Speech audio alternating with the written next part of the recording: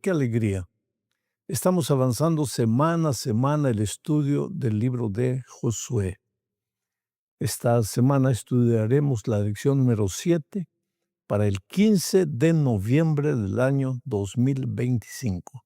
Y el título de la lección es Lealtad Suprema, Adoración en medio de la guerra. Hay una cosa que necesitamos tener en cuenta. El pueblo de Israel salió de Egipto, atravesó el Mar Rojo, caminó durante 40 años por el desierto y finalmente cruzó el río Jordán y entró a la tierra prometida. Pero las cosas no cayeron para Israel del cielo. Fueron años de lucha, de batalla, para tomar posesión de la tierra que Dios les había prometido a los israelitas. Así que esta semana veremos algo muy interesante, que el pueblo de Israel, en medio de las luchas, en medio de la batalla, siempre y en primer lugar separó tiempo para Dios. Y esta es la lección que necesitamos aprender. Nuestra vida, nuestro peregrinaje en esta tierra, tampoco es ausente de luchas, de dificultades, de batallas.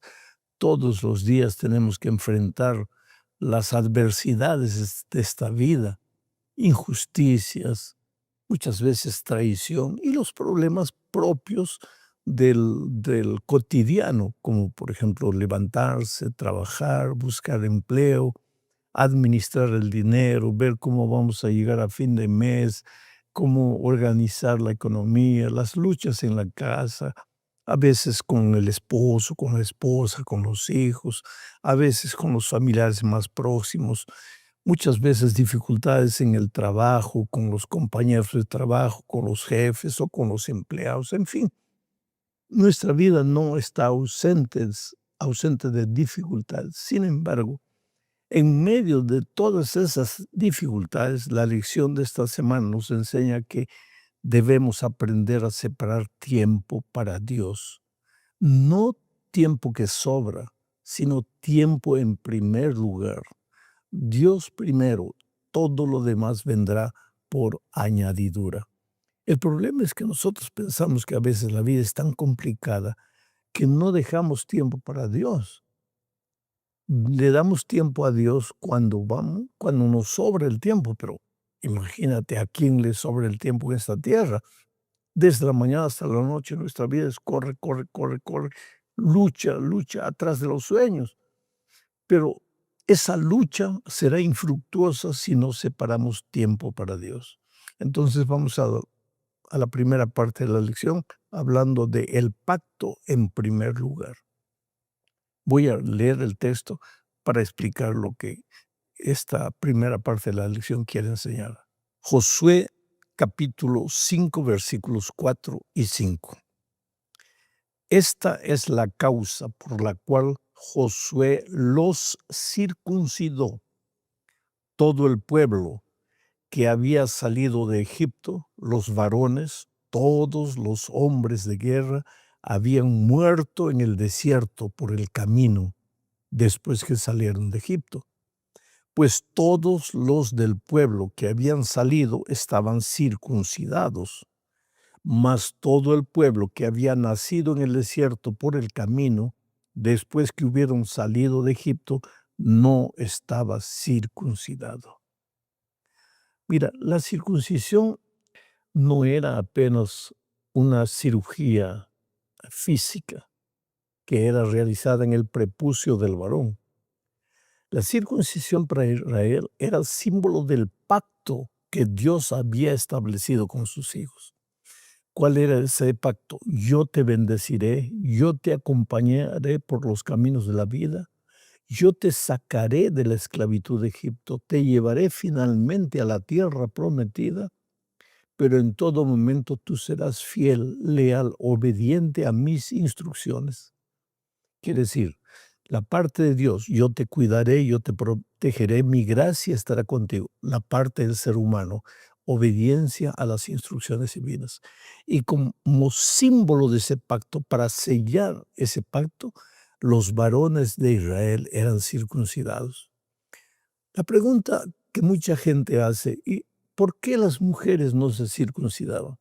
Simplemente porque en aquellos tiempos el varón, esto era un asunto cultural, el varón era el representante de la familia, el patriarca de la familia. Es por eso que los varones eran circuncidados, pero las esposas, las hermanas, todas las mujeres estaban incluidas en el pacto espiritual que Dios hacía con la circuncisión de los varones.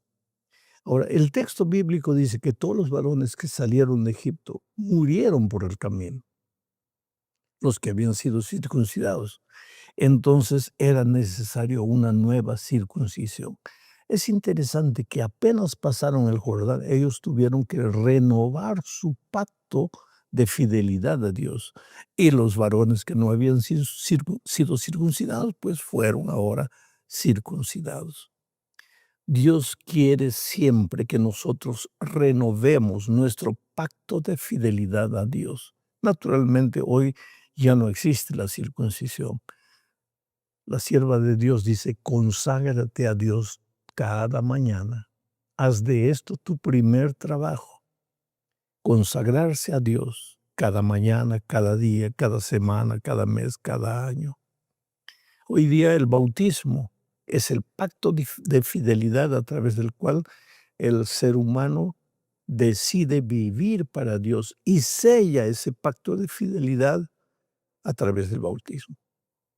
Bueno, a pesar de que el pueblo de Israel tenía que enfrentar muchas actividades en la conquista de la tierra, ellos separaron tiempo para la ceremonia de la circuncisión y ningún varón quedó sin circuncidarse para iniciar la conquista de la tierra de Canaán. La segunda parte de nuestra lección nos habla de la Pascua, pero esta Pascua era un recordatorio de la gracia de Dios y del pacto que Dios quería realizar con sus hijos. La primera Pascua fue realizada la noche anterior a la salida de Egipto, cuando los dinteles de las puertas fueron manchados con sangre para que el ángel destructor no destruyera a los primogénitos de Israel. Ahí se realizó la primera Pascua. Un cordero fue sacrificado, la familia comió la carne de ese cordero. Ese cordero simbolizaba al Señor Jesucristo. ¿Y para qué todo esto? Para que ellos enfrentaran el peregrinaje al salir de Egipto, el peregrinaje con la seguridad de que Jesús estaría con ellos. Y efectivamente, en el desierto, pues a través de la nube, a través de la columna de fuego, eh, en la roca que les proveyó agua, a través del maná, Dios siempre les quiso decir que ellos no estaban solos, Jesús estaba con ellos. Ahora, al entrar a la tierra prometida, nuevamente realizaron la ceremonia de la Pascua. Y leo el texto de Josué capítulo 5, versículos 9 y 10, que dice lo siguiente. Mira, y Jehová dijo a Josué, hoy he quitado de vosotros el oprobio de Egipto, por lo cual el nombre de aquel lugar fue llamado Gilgal hasta hoy. Y los hijos de Israel acamparon en Gilgal y celebraron la Pascua a los 14 días del mes por la tarde en los llanos de Jericó. Me impresiona esta expresión, hoy he quitado de vosotros el oprobio de Egipto. Egipto es un símbolo del pecado que esclaviza al ser humano. Los israelitas eran esclavos de Egipto, no somos esclavos del pecado. Los egipcios oprimían al pueblo de Israel. El pecado nos oprime a nosotros, nos quita la libertad, nos quita la dignidad y muchas veces nos quita las ganas de servir a Dios, las ganas de vivir, de ser feliz, realizado. El pecado es terrible, Pero así como Dios quitó el oprobio de Egipto de Israel al libertarlos y dirigirlos a la tierra prometida, así también Dios nos libertó a nosotros y al libertarnos del pecado por la sangre de Jesucristo, nos quitó el oprobio. La sangre de Jesucristo es clave aquí, porque al entrar a la tierra prometida, en un lugar que ellos le llamaron Gilgal, que tenía que ver justamente con libramiento, en ese lugar llamado Gilgal, ellos celebraron la Pascua. La sangre del cordero se derramó. ¿Por qué? Para que ellos recordasen que si habían llegado a la tierra prometida, no fue por sus obras, no fue por su técnica de guerra, no fue porque ellos fueran soldados valientes, no, fue simplemente porque respetaron el pacto con Dios, se sometieron a la gracia divina, creyeron en la protección divina y ahora al, al salir de Egipto se celebró la Pascua, al entrar a Canaán se celebró la Pascua. Lo que el autor de la lección está queriendo destacar es el hecho de que las cosas de esta vida, las conquistas, las luchas, las batallas, no nos pueden distraer de colocar a Dios en el primer lugar y de darle a las cosas sagradas un lugar de importancia en nuestra vida. Vamos ahora a la tercera parte del estudio, bajo el subtítulo de Altares de Renovación.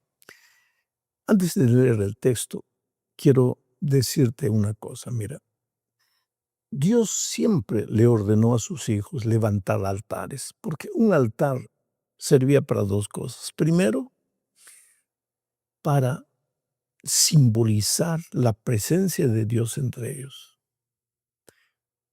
¿Te acuerdas cuando Jacob estaba huyendo para a la tierra porque había engañado a su padre y a su hermano?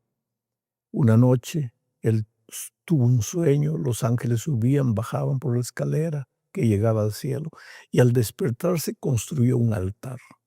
El altar servía para recordarle a él la presencia de Dios ahí, y en segundo lugar, el altar servía para ser un instrumento, un elemento de recordación, de recuerdo, para que ellos no se olvidaran.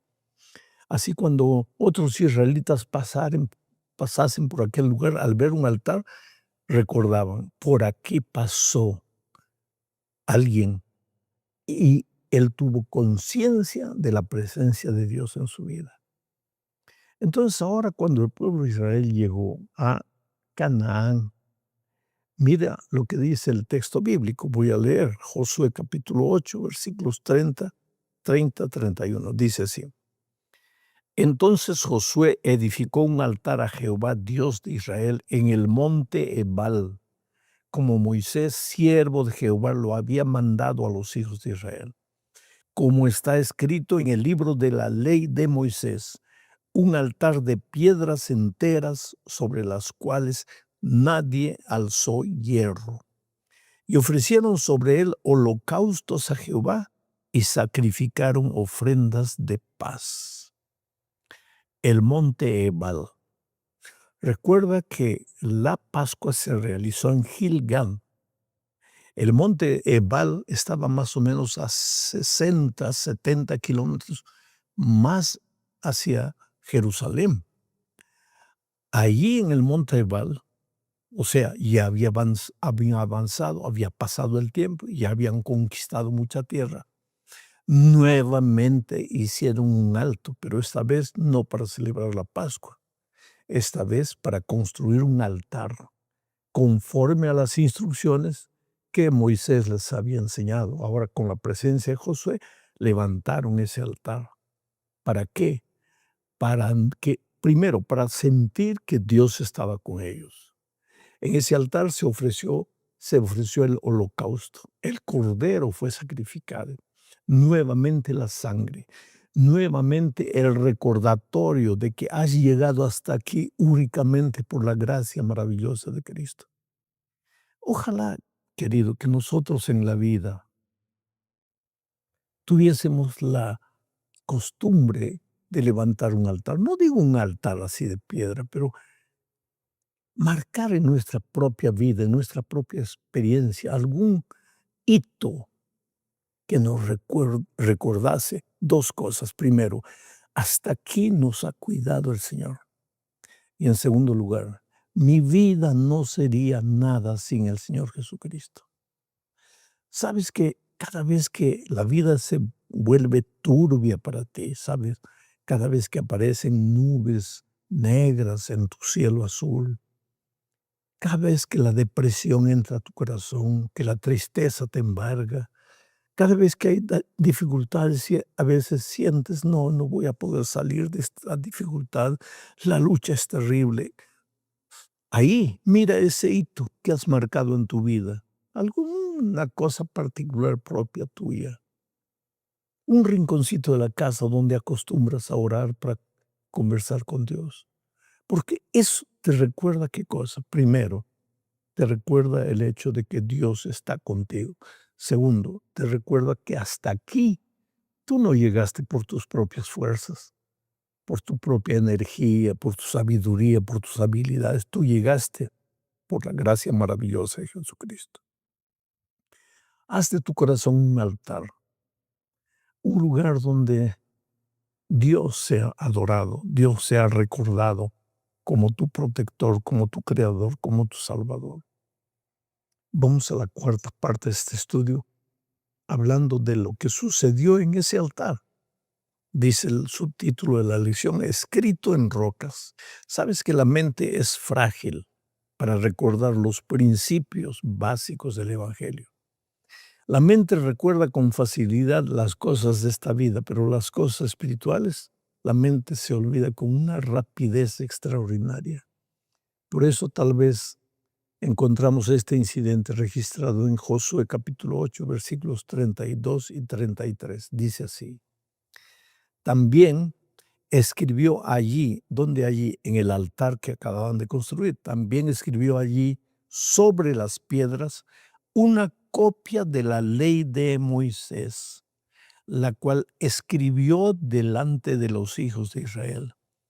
Y todo Israel con sus ancianos, oficiales y jueces estaba de pie a uno y a otro lado del arca, en presencia de los sacerdotes levitas que llevaban el arca del pacto de Jehová, así los extranjeros como los naturales.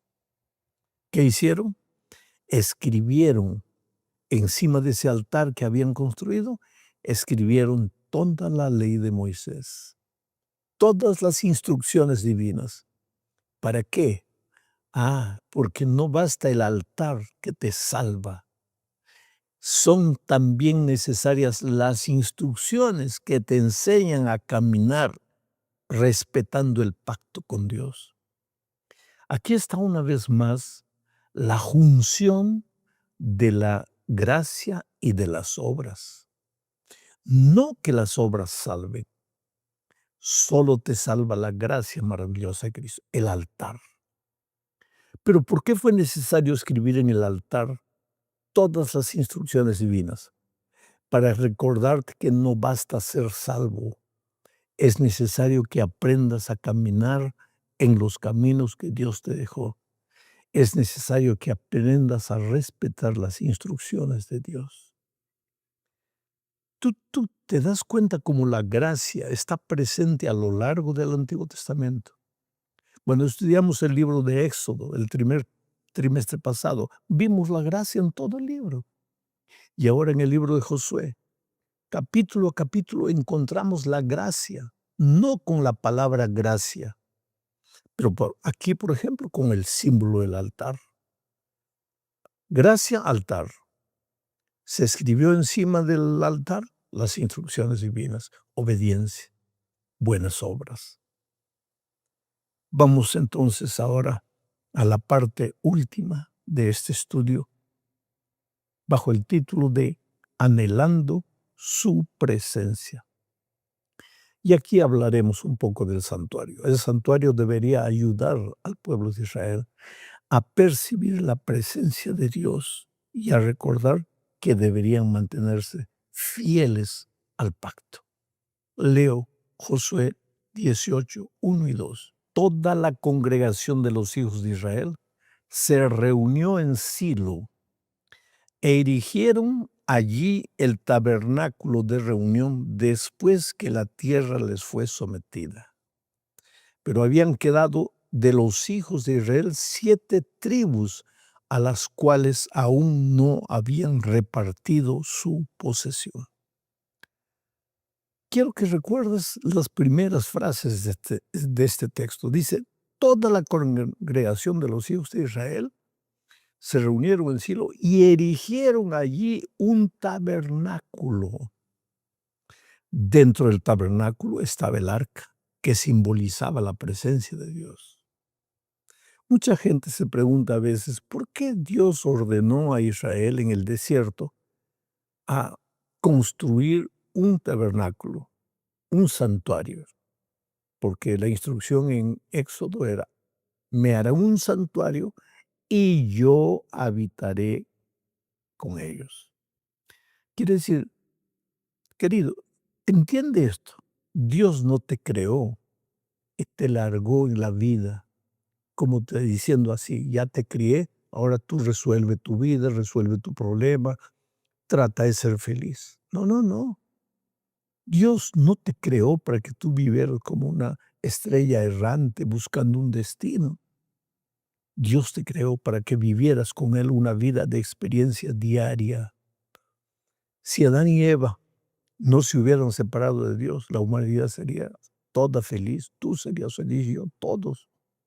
No habría tristeza, no habría dolor, no habría muerte, pero ellos se separaron de Dios. Al principio todavía hablaban con Dios, pero después ya tuvieron hasta miedo de la voz de Dios. Entonces, ¿qué sucede? Pero el hombre se separa de Dios, pero Dios no quiere separarse del hombre, porque Dios ama al ser humano. Entonces, ¿qué le dijo? Me hará un santuario y yo habitaré con ellos. Ahora entraron a la tierra prometida y ellos recibieron la orden, preparen un tabernáculo. ¿Por qué? Porque Dios quería estar con su pueblo. Dios siempre quiere estar contigo. Aunque la vida te parezca sombría, aunque en este momento enfrentes luchas terribles y dificultades, recuérdate, Dios quiere estar contigo. Eres tú el que a veces, llevado por tu humanidad terca, porque así somos los seres humanos, te vas. Y cuando estás golpeado por la vida, lo primero que piensas es, Dios me abandonó. Dios nunca te abandona. Dios te sigue, Dios quiere vivir contigo. El tabernáculo donde quiere vivir hoy es tu cuerpo, tu corazón. Tu corazón es el templo de Dios, el santuario de Dios. Dios te ama, querido. No olvides nunca eso. Él te dio sus instrucciones para que tú seas feliz. Y el pueblo de Israel, al entrar a la tierra prometida, en ningún momento se olvidó de Dios. Primero, renovó el pacto a través de la circuncisión. Después celebró la Pascua, la Santa Cena sería hoy. Después construyó, edificó un altar. Después escribieron los principios de Dios en ese altar. Y después los ordenó que le preparasen un tabernáculo porque él quería estar presente con ellos. Qué Dios maravilloso, qué Dios lleno de amor. Ese es tu Dios. Tú nunca estás solo, aunque a veces las luchas de la vida te hagan sentir que Dios te ha dejado. Nunca te ha dejado. Está contigo, aunque no lo puedas ver. Dios te bendiga ricamente. Un abrazo.